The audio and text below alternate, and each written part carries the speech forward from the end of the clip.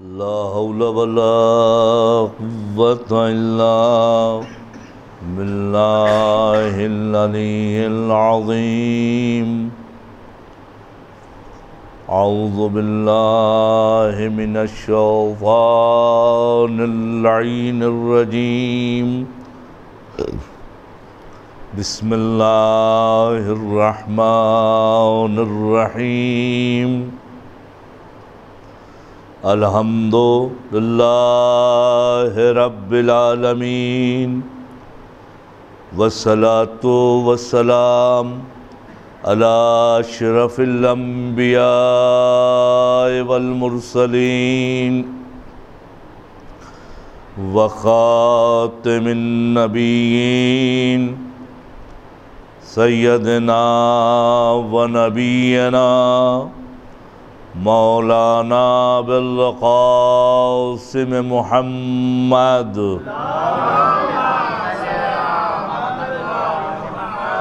وآلہ الطیبین الطاہرین المعصومین المظلومین المنتجبین المنتخبین ولعنۃ اللہ علی اعدائہم اجمعین. اما بعد فقد قال رسول اللہ صلی اللہ علیہ وآلہ وسلم. بسم اللہ الرحمن الرحیم. انا لقتل الحسین حرارۃ فی قلوب المؤمنین لا یبرد ابدا. صلوات پڑھ دے محمد.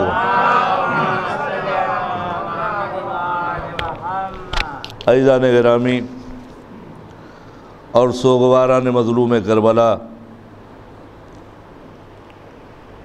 جس فقرے کو میں نے عنوان کلام قرار دیا، یہ فقرہ ہے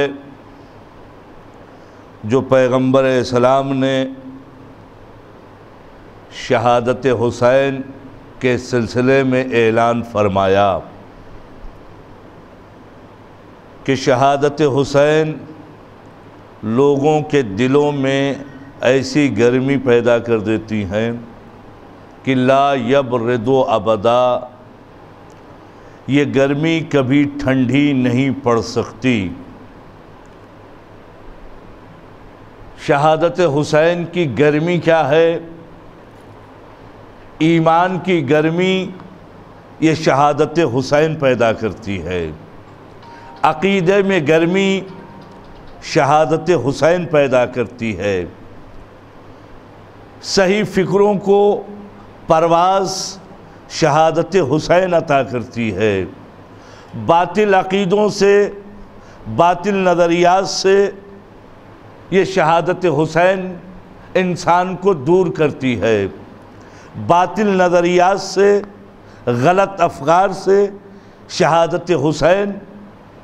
اب شہادت حسین میں وہ گرمی ہے کہ جس کے ذریعے سے انسان کا ایمان تر و تازہ ہوتا ہے.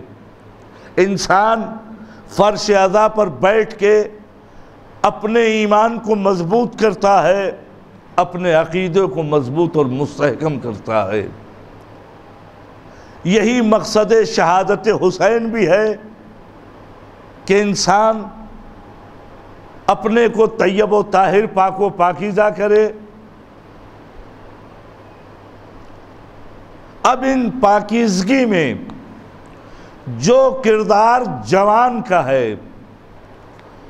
وہ کردار کسی اور کا نہیں ہے. جوانوں کو جو خصوصیت حاصل ہے، جوانوں کو جو امتیاز حاصل ہے، وہ کسی اور کو امتیاز نہیں حاصل ہے. اس لیے کہ جوانوں کے کچھ خصوصیات ہیں. پہلی ان کی خصوصیت یہ ہے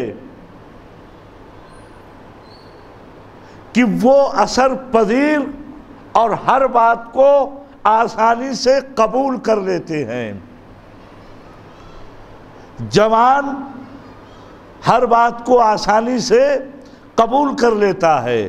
اب اس کے سلسلے میں اور وہ قبول کرنے میں سختی نہیں دکھاتا ہے، نرمی سے پیش آتا ہے۔ پیغمبر اسلام حضرت محمد مصطفیٰ صلی اللہ علیہ جب تبلیغ دین کرنے آئے تو حکم یہ ہوا تبلیغ کرنا کس میں ہے؟ اوصیکم بالشبان، پروردگار کا حکم ہوا جوانوں میں تبلیغ کرو۔ اور اسی سلسلے میں معصوم فرماتے ہیں لأن قلب شاب ارق من قلب الشیخ، نوجوان کا دل بوڑھوں کے دل سے نرم ہوتا ہے، تر و تازہ ہوتا ہے۔ تر و تازہ میں جو چیز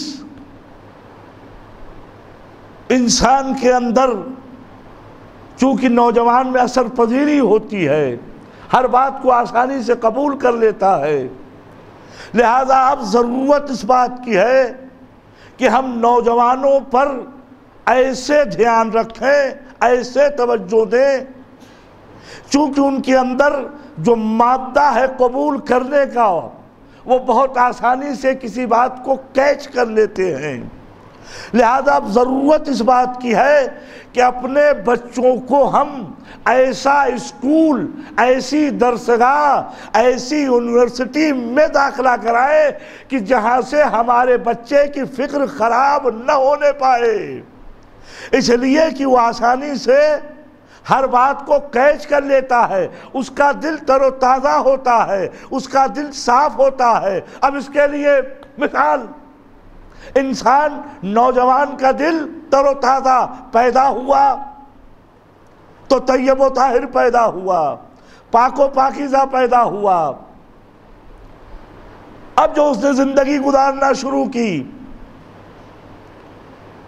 سماج و سوسائٹی میں آیا تو دھیرے دھیرے جو بچہ معصوم پیدا ہوا تھا اس پر گناہوں نے اپنا حملہ شروع کیا، گناہ میں ملوث ہونا وہ شروع ہوا۔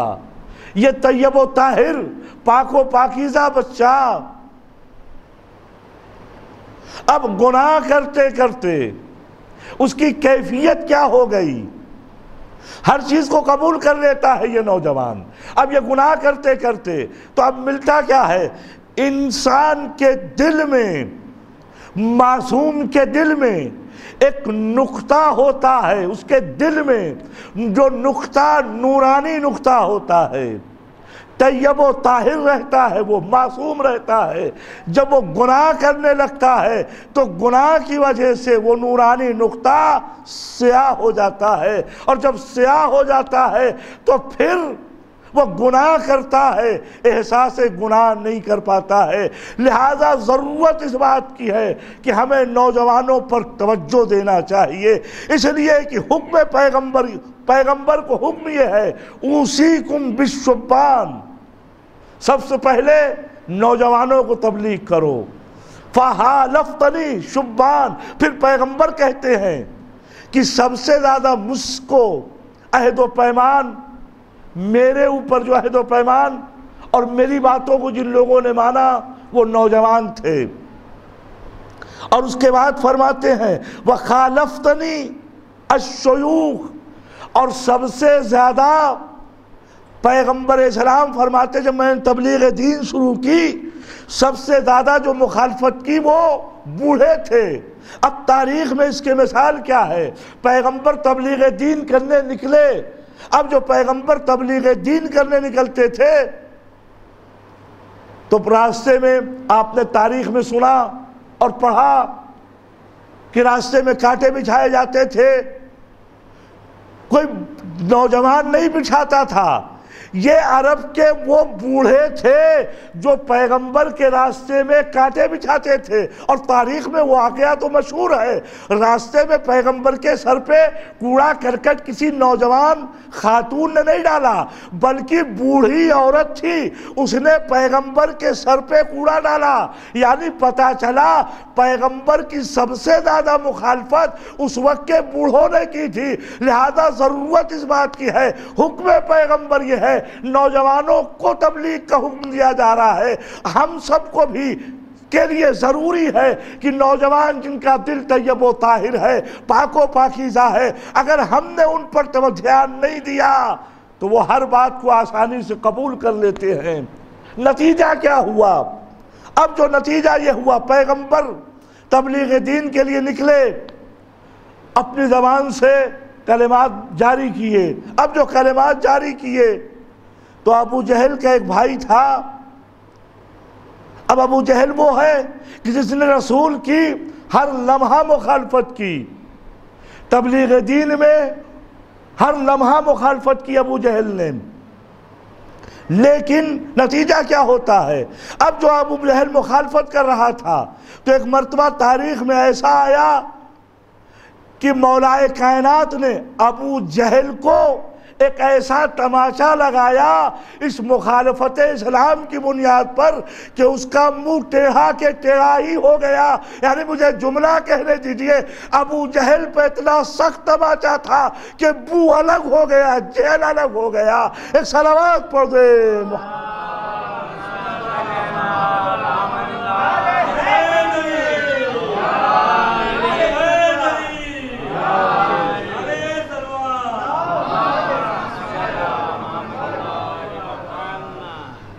اثر پذیری نوجوانوں کو حکم ہوتا ہے، نوجوانوں میں تبلیغ کرو۔ تو اب پیغمبر جب تبلیغ کے لیے نکلے تو ابو جہل جیسا سخت قسم کا آدمی تبلیغ پیغمبر میں مختلف مواقع پر ایسے فعل انجام دیے جس کی وجہ سے پیغمبر کے اس امر میں رکاوٹیں پیدا کرنے کی کوشش کی۔ اس کا ایک بھائی تھا جس کا نام عیاش تھا، عیاش یا عیاش، اس کا بھائی عیاش، اور اس کا ایک بیٹا تھا ابو جہل کا۔ نوجوانوں میں اثر کرنے کا مادہ زیادہ ہوتا ہے۔ ابو جہل کا بھائی عیاش، بیٹا اکرمہ۔ اب پیغمبر کے زبان سے ابو جہل کا بیٹا اور بھائی، ان دونوں نے پیغمبر کی زبان سے تبلیغ دین کی وہ کلمات سنے تو نتیجہ کیا ہوا؟ پیغمبر ہم آپ پر ایمان لاتے ہیں، ہم یہ دین بہترین دین ہے، یہ اچھا دین ہے، یہ اچھا مذہب ہے۔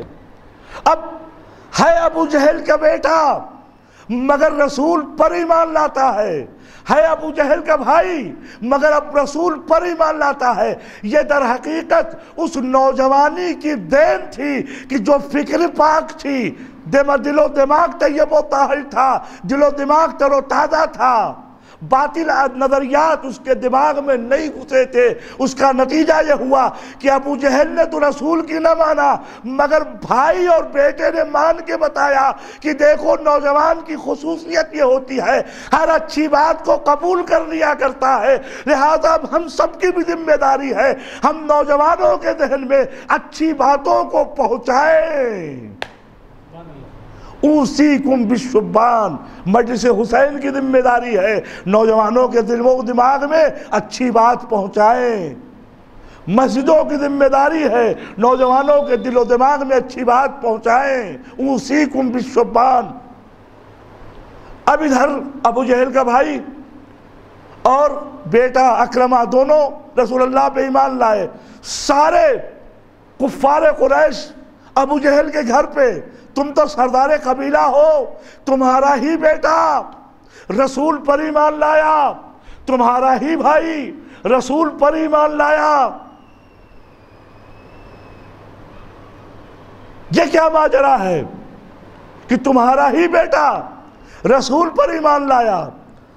اب ابو جہل کو یہ فکر ہوئی کسی نہ کسی طریقے سے اپنے بچوں کو، اپنے بیٹے کو اور اپنے بھائی کو رسول سے موڑا جائے۔ طرح طرح کی حرکتیں کی، تاریخ نے لکھا، مگر اپنے بیٹے کو نہ روک سکا، اپنے بھائی کو نہ روک سکا۔ اسلام میں اور قرآن میں وہ حقیقتیں ہوتی ہے کہ اگر دل پر نقش کر جاتی ہے تو دنیا کی کوئی طاقت اسے موڑ نہیں سکتی ہے۔ تو نہ صحیح یزید کا بیٹا ہوگا مگر جو ہے وہ تخت کو چھوڑ دے گا۔ ایک صلوات پڑھ دے محمد۔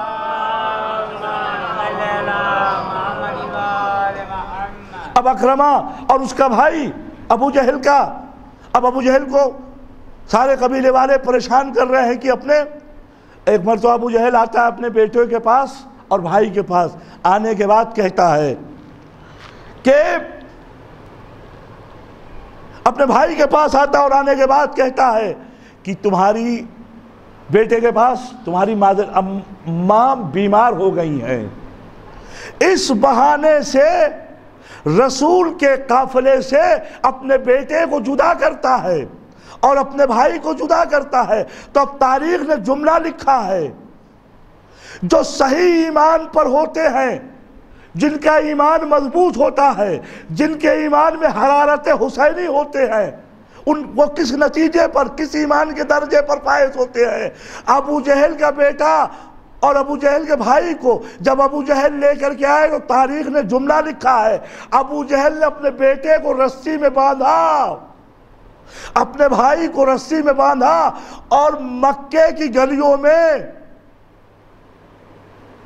زمین پر گھسیٹنا شروع کیا اور پورے مکے میں اس طریقے سے ٹہلاتا رہا اور ذلیل و خوار کرتا رہا کہ تو نہ صحیح میرا بیٹا ہے مگر مجھ سے منحرف ہو گیا ہے۔ تو اس طریقے سے دھوکہ دے کے بیٹے کو لایا، بھائی کو لایا اور ذلیل و خوار ہو رہا ہے۔ مگر تاریخ نے جملہ لکھا، وہ بیٹا اور بھائی ایمان کے اس درجے پر فائز ہو گئے تھے کہ اب انہوں نے رسول سے، ایمان جو رسول پہ لائے تھے اس سے انکار نہیں کر رہے تھے۔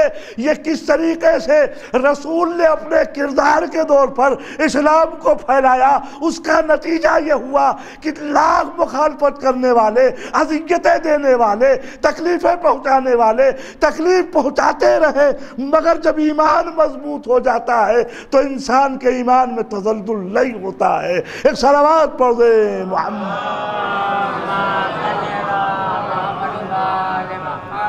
اور اس کے بعد نوجوان کی دوسری خصوصیت یہ ہے، پہلی خصوصیت اثر قبول کرنے کا مادہ اس میں ہوتا ہے، دوسری خصوصیت عبادت پہ عشق ہوتا ہے، اس کو عبادت کرنے کا عشق پایا جاتا ہے ان میں۔ پروردگار ان اللہ تعالی یباہی، نوجوان کے لیے پروردگار مباہات کرتا ہے، فخر کرتا ہے۔ کیا فخر کرتا ہے؟ کس سے فخر کرتا ہے؟ بالشباب العابد الملائکہ انظروا الی عبدی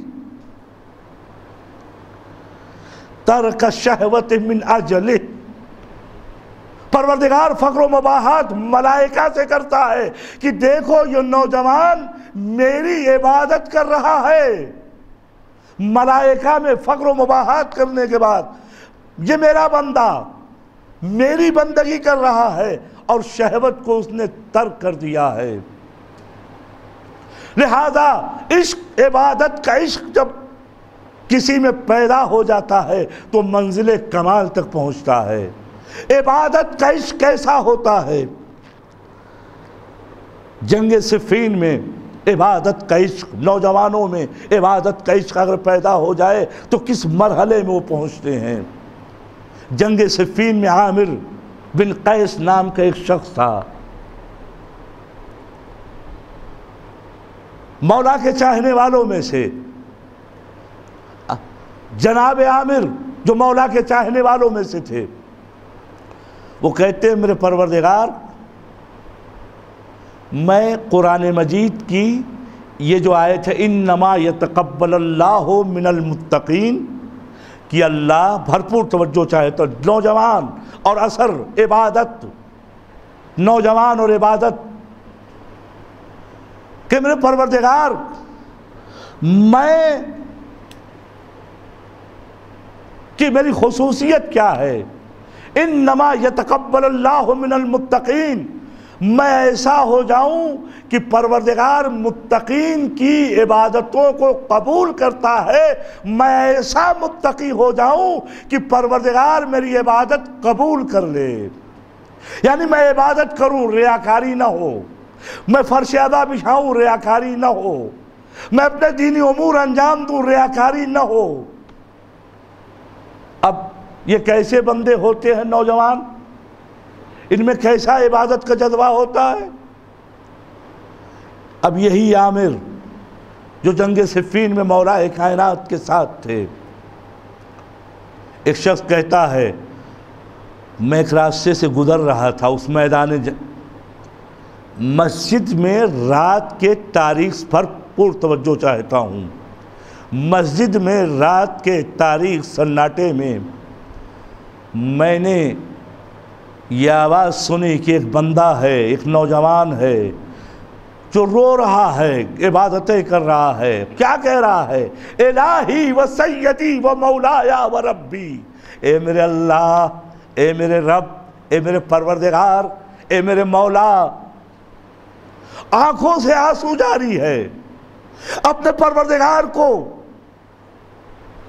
اس طریقے سے بلاتا ہے شب کے تاریخ سناٹے میں، اور یہ کہتا ہے میرے پروردگار میں صرف تجھ سے ہی بیان کرنا چاہتا ہوں، میں صرف تجھ سے ہی گفتگو کرنا چاہتا ہوں، اے میرے پروردگار اس وقت میری گفتگو کو کوئی نہیں سن رہا ہے، تیرے علاوہ میری گفتگو کو کوئی نہیں سن رہا ہے، اے میرے پروردگار میں تجھ سے ہم کلام ہوں، میں تجھ سے کچھ گفتگو کرنا چاہتا ہوں۔ آنکھوں سے آنسو جاری ہے اور پھر بیان کرتا ہے اے میرے اللہ تو نے میری 3 دعاؤں میں سے 2 دعائیں قبول کر لی ہیں، میری تیسری دعا بھی قبول کر لے۔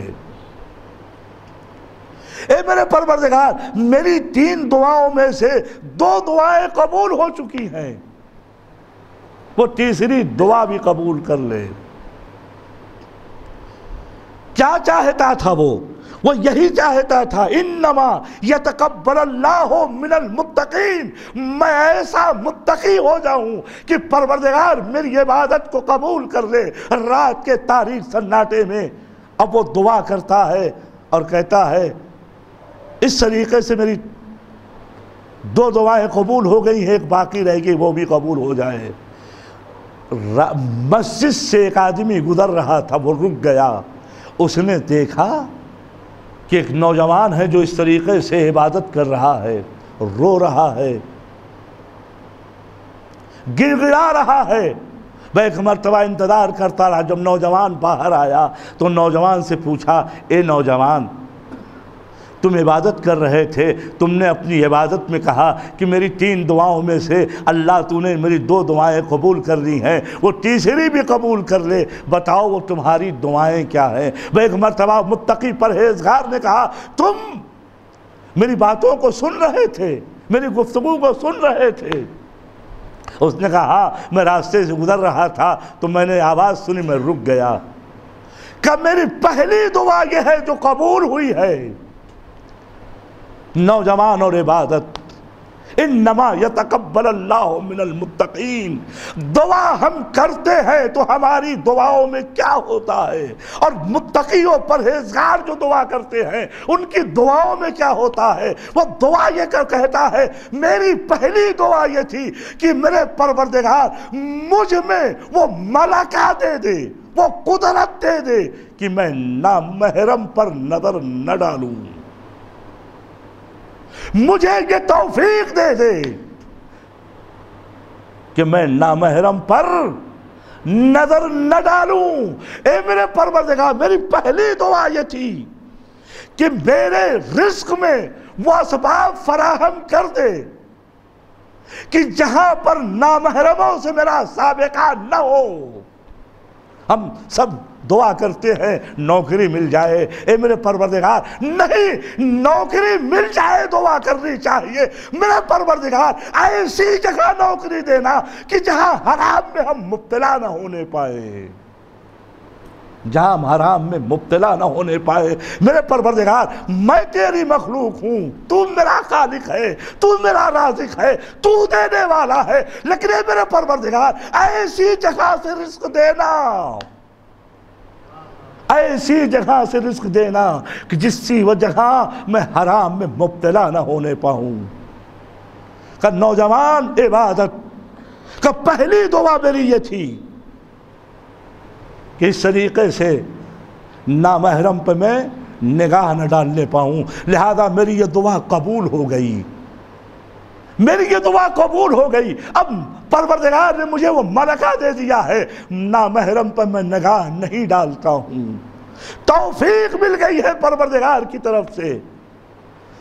دوسری دعا جو میری قبول ہوئی ہے وہ یہ کہ میں نے خدا سے دعا کی تھی، اے میرے اللہ میں تیرے علاوہ کسی اور سے خوف نہ کروں، کسی اور سے نہ ڈروں۔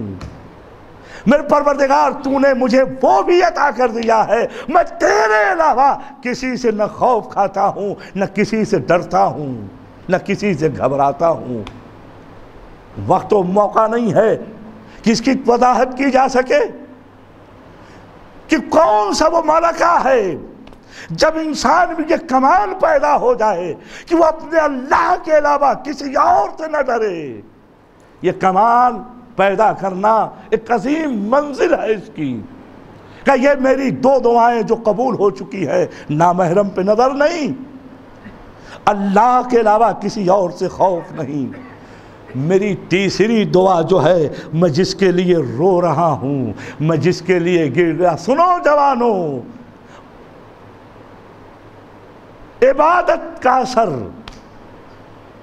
کا تیسری دعا جس کے لیے میں رو رہا ہوں، گڑگڑا رہا ہوں، اے میرے اللہ میری نیند میں کمی ہو جائے، میری نیند میں، میرے سونے میں کمی ہو جائے۔ میں 8 گھنٹے 9 گھنٹے سوتا ہوں، تو میرے پروردگار میری نیند 7 گھنٹے 6 گھنٹہ ہو جائے، میری نیند میں کمی ہو جائے۔ جو نوجوان ہوتے ہیں، جو اللہ والے ہوتے ہیں، وہ اپنی ان حلال چیزوں کے لیے بھی دعائیں کرتے ہیں۔ یہ دعا کر رہا ہے کہ میری نیند کم ہو جائے، اور ہم وہ ہیں کہ صبح کی نماز کا وقت آیا، ابھی نیند ہی پوری نہیں ہوئی، کیوں اتنی دیر میں سوئے ہم؟